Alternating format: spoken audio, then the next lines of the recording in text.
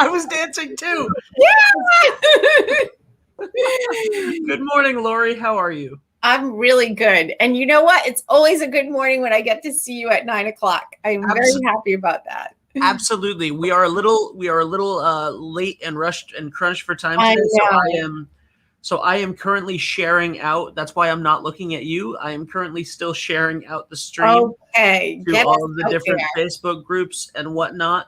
Get us out there. Yeah. So anyway, welcome to Business Over Breakfast. My name is Ben Barber. My name is Lori Jatari, and we are bringing on the fish guy today. And woo! Yeah, this is great. So let's just dive in because we are running a little late. And if you're watching this video, share that link so we can show everybody what we're doing.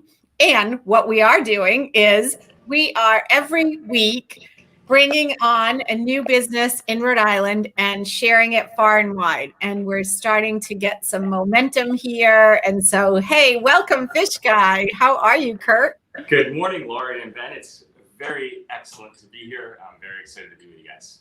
I just love what is behind you. Let's just jump right in. And like, if you can give us a quick intro about your work. I know you started doing this fish aquarium work when you were 12 years old. So that's pretty cool. And now you have this beautiful, beautiful aquarium, which actually matches my purple shirt.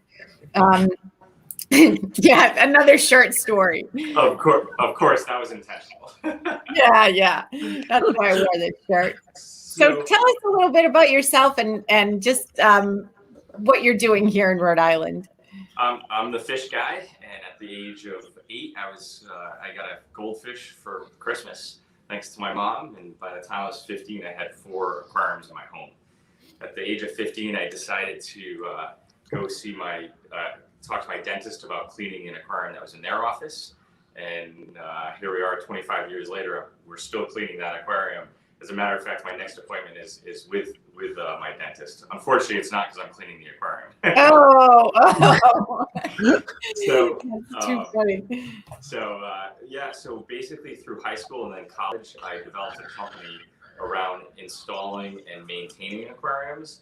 And then when I came out of college, we got into the design elements as well, which allowed us to get to the next level and develop aquariums like what you're seeing behind us. So today our core business is moving people in amazing ways with aquarium work. And we do that in commercial and residential spaces with an emphasis on healthcare. And we do a lot with hospitals like Yale Health System. They're a great organization that invests in wellness for their patients and guests. And we have aquariums on many of their campuses. So we go in and do the design, installation, and then the managed care. And our technicians are on the road on a regular basis maintaining them, which is really how our business has grown. And we're in the Rhode Island, Connecticut, and Massachusetts markets. That's amazing. One of the things that I've always noticed and admired about hospitals is the gorgeous aquariums that they have. So that's and it always, like, if you're sitting in the emergency room and you're staring and you're like, you're obviously, if you're sitting in the emergency room, you're not having a good time. But if you're able to look at the aquarium, which is something that I've done my entire life, when I've had to be there for myself or a loved one, it's super calming. It's very nice. It's very relaxing. It takes you out of it, especially if you're somebody that doesn't have a fish tank at home. If you don't have pet fish, like it's super lovely. It's just really actually one of the questions I had. Is that part of your marketing because you say healthcare, and that's always like one of those times when people like kind of need that calmness. Do you put that in your marketing, or do you understand the studies around that? Sure. And, it's more than just our marketing. There's a lot of research that goes into it. A lot of our clients, not just in healthcare, but let's focus on healthcare for a moment. The use of the aquarium is not aesthetics. That's certainly a side benefit, but it's not to make a room look better. It is for what really the effects the aquarium have on people.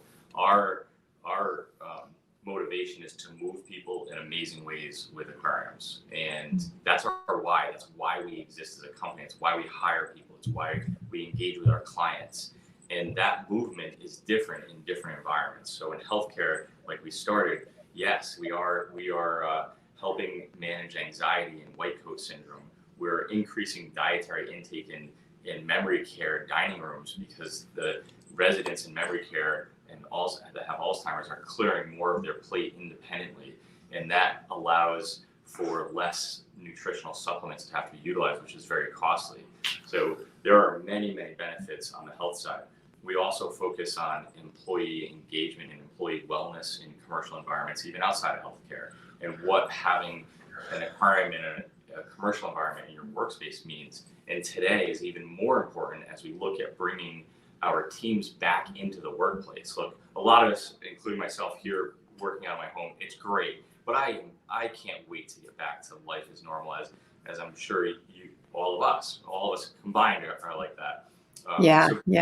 Getting back into that work environment, and aquarium is a place to provide community within the work environment and deliver value to your team, which increases productivity, workflow, and even innovation. I really love that. Is that part of what you're I won't talk about marketing because I'm curious about how you started this. As businesses start up, there's there's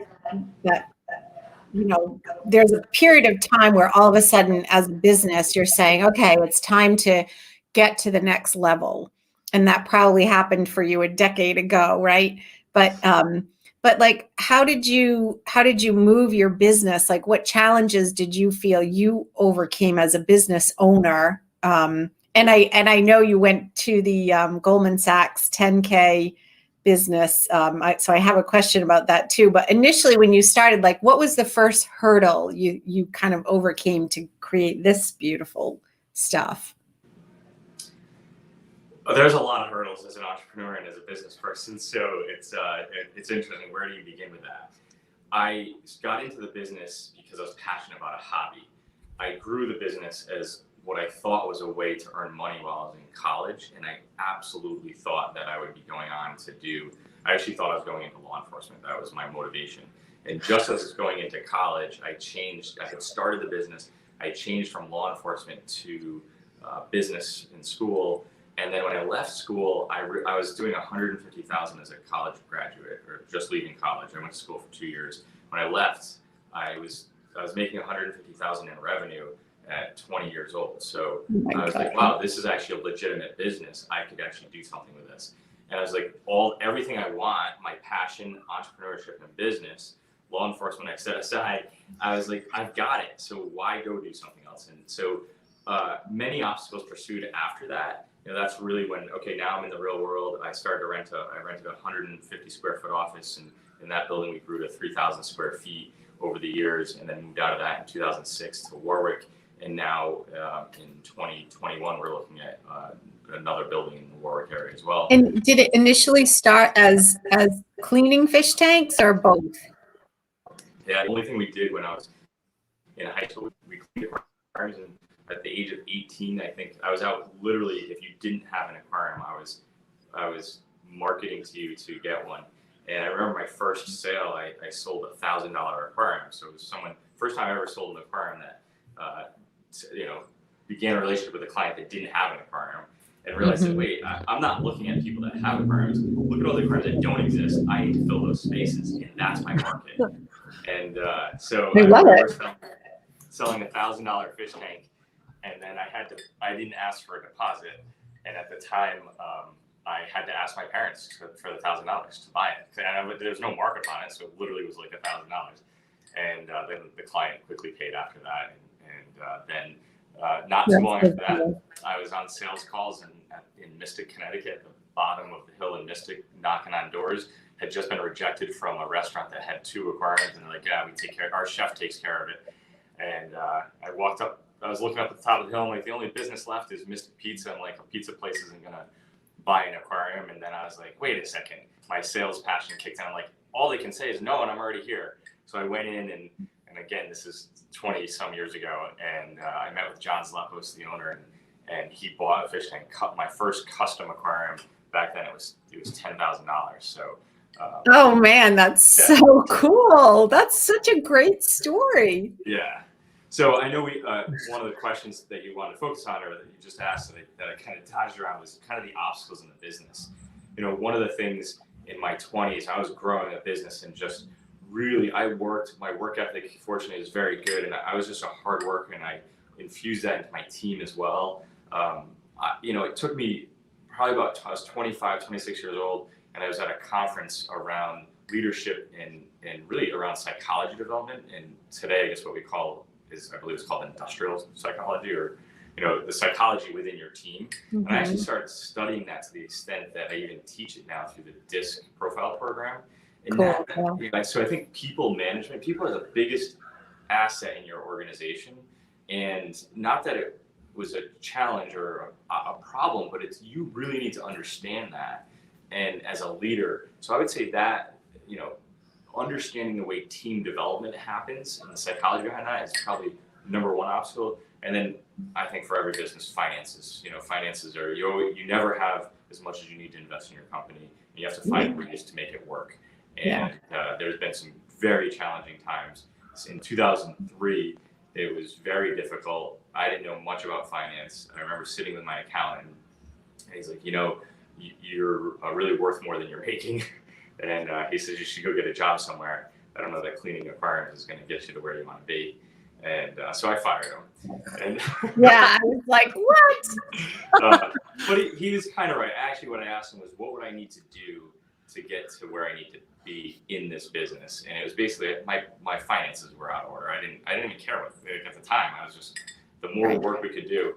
So I really put my nose into finances, understood them. And today we even have what's called open book management. We follow The Great Game of Business by Jack Stock.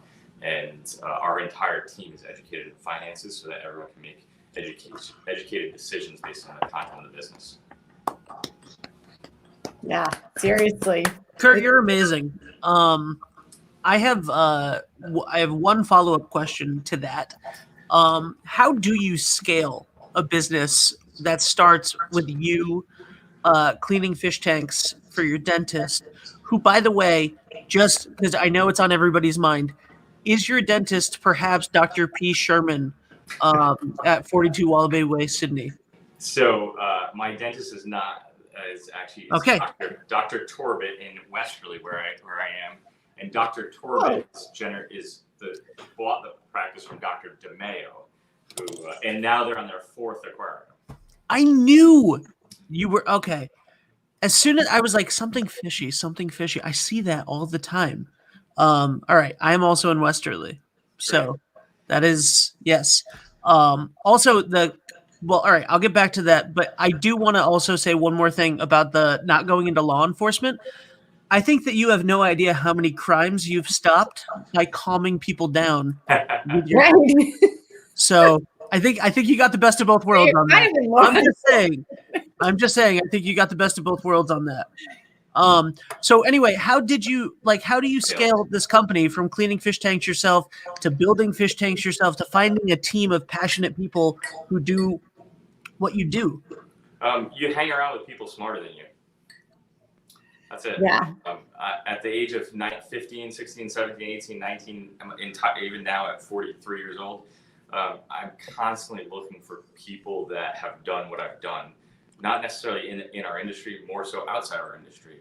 I've always gone to my clients most of my clients were very diverse, but primarily in the business or entrepreneurial space, from owning hotels to, like I said, Mystic Pizza, the restaurant, to healthcare. So I would ask them at 17 years old, 18, 20, 22, 25 years old, as a kid, you ask an adult a question about business and how to develop it, they typically will help you and mentor you all along. And then I actually understood that was mentorship, and then formally created mentorship environments where I would have people advising me in different aspects of the business. Even my accountant, I remember 17 years old, I hired an accountant. He didn't even charge me for my first year's tax return. But I would grasp the information and I would listen. And I think the payback to most of those mentors was that I actually executed and did that. And yes. So I really certainly college helped, but I left college after 2 years. I thought I was taking a semester off. I never went back. College, I think, is fantastic, and I have a mentee today that I'm trying to make sure he stays in college. And I love it. I think it's really important, but yeah, other people. Kurt, I'm gonna I wanna get your where people can find you and all of that stuff in 1 second. But first, I want to say goodbye to Lori. I'm gonna kick Lori off the show now because she's got to go. Right? Don't you have a? Oh, I do. Yeah, you gotta go. You gotta go. Oh, it's 9:30. That's Yeah. such a bummer. Yeah, Lori has to go. So we're just gonna wrap up with Kurt in a second. And but I just want to say, Lori, we love you. Good luck with your. Thank you for watching the time. I'm usually the timekeeper. Good luck on your interview today. Bye, Lori. Kurt, it was a pleasure to meet you. I just love this idea. And I want to say that one of the things that I say to every single client is if employers don't recognize the value of their people, they will never get to the bottom line that they want. I mean, it's so important. And I just love the concept that you bring to us today around building a business. All right, I'm going to let you guys go. So have fun. Thank you, Ben. Bye, for Lori, 1 second. Give a shout out to the wonderful woman that did your makeup today. Oh, Sydney. Here, wait. Hey, Sydney. I'm gonna let her come on the show for a quick second. So right, I'm doing an interview for WPRI in half an hour, and Sydney has done my makeup. So we're gonna let you do a quick shout out to Shop Local Rhode Island, which is get your business on Shop Local Rhode Island. And Sydney, you can do a shout out for your business. She did my makeup. My business is Sydney Hunt Makeup. You can find me at Sydney, spelled SYDNEY -Hunt, HUNT.com. All right. SydneyHunt.com. Thank you, Lori. And check out Lori at visualthrive.com and obviously shoplocal.com. And I'll go through that at the end too. Thank you, Lori. So awesome. Thanks a lot, guys. Have a great day. You too. Bye. Bye. Kurt, my friend, it has been a pleasure getting to know you. And I'm really excited. We just got an aquarium, of a very small fish tank, for my best friend's 5-year-old who lives here. And he got a beta fish. Is it a beta or betta fish? Beta fish. That's what I thought. He got a beta fish named Goldie, and he loves it. And he uses it when he gets mad. He goes in his room and looks at Goldie and calms down, and it's very nice. Did you always like? What's the thing that makes you so obviously the hospitals, the thing with Alzheimer's patients is just blows my mind, because I've spent a lot of time with people in nursing homes and in memory care units, and you always hear about music helping, obviously, but the story that you were telling earlier about the aquariums and the dining rooms and helping them clear their plate without help, like that really moved me. What's the most gratifying thing that you've experienced through your work? It's why our why is our why. Our why is we believe aquariums move people in amazing ways. So we have a mentee, junior ichthyologist that comes in, and I met her, Julia, at 21, and I think this is really when it just went off in my head. A light bulb went off, and I understood what it is that aquariums do. And Julia doesn't have excellent verbal skills, and I had talked to her parents and met them, and they asked if Julia, who had some disabilities, could come in and work with us.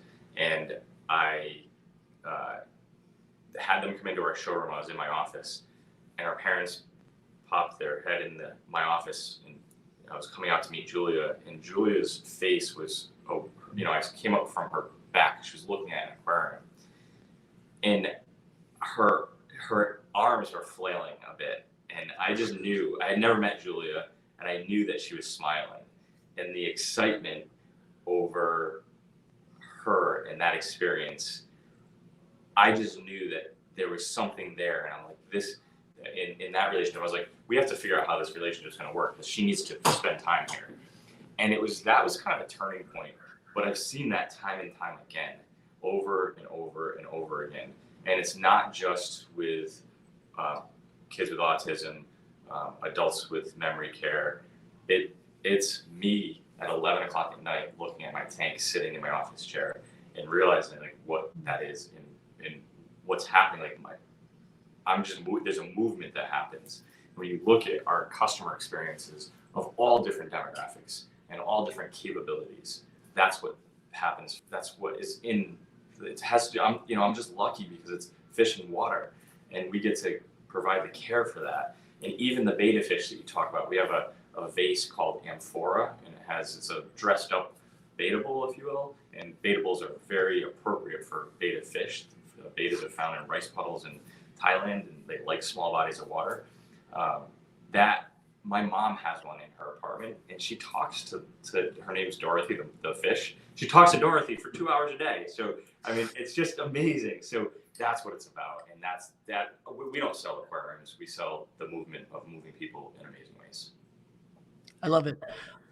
It's been so nice to get to know you, and I can't wait to have you back on the show and have you on some other shows. I do a lot of shows about in Westerly, about Westerly, and we'd love to have you in here to talk to some of those audiences as well. Can you just you have a minute at the end to sort of tell everybody where to find you? Sure. We're located in Warwick, Rhode Island. Our showroom is at that location. We're there Monday through Friday. The best way, obviously, is online at somethingfishyinc.com. And, of course, our toll-free number, 877-FISH-TALK. All right. Thank you so much, Kurt. It was really great to meet you, and we'll talk to you soon. You too, Ben. Have a great day. You too. Wow, that was amazing. I have never thought that in depth about aquariums and fish and owning a fish, and I love it. The passion that he talked about with what he does is just incredible. Also, huge shout out to Lori, who is about to do an interview with WPRI for Shop Local Rhode Island and everything that they're doing at Visual Thrive. So huge shout out to Lori. Keep fighting the good fight for Rhode Island small businesses, because that's what we're doing. This is called Business Over Breakfast, so I just want to shout out Junk and Java in Westerly, who is a wonderful small business. And it's called Business Over Breakfast. I don't usually eat breakfast or have anything before like 2 o'clock in the afternoon. But when I do, this is if you haven't gotten, this is a chai. If you haven't gotten something, if you live in Westerly, go there. They have curbside. They're amazing people. All right. Thank you guys all for watching. Please share this out. Please visit visualthrive.com if you want to know more about Lori and her business and everything that she's doing. I'm trying to find the where are they? They're up here. All right. Please visit Visual Thrive to find out more about Lori and Scott and everything that they're doing with their wonderful company, and they can help you with your marketing. And go on shoplocalrhodeisland.com if you need anything. Buy local. It really helps out the businesses. And in addition to that, if you are a local business or you know a local business, please sign up for Shop Local Rhode Island. Also, you can now follow Shop Local Rhode Island on Instagram. So please do that. Please follow us on Instagram. Follow them on Instagram and Facebook. So it's great. They have deals. They're opening up a marketplace, which Lori's talked about. So people that don't have businesses that don't have a large footprint can now sell online, which is very, very nice. And Lori will be back on next week to tell us all about it. But for now, she's got to go record that interview. And that's amazing. So thank you, everybody. Have a great night. Have a great morning. I don't even know what I'm doing anymore. It's too early for me. This is why I have this. All right. And where is the business? I need you, Lori. I need you.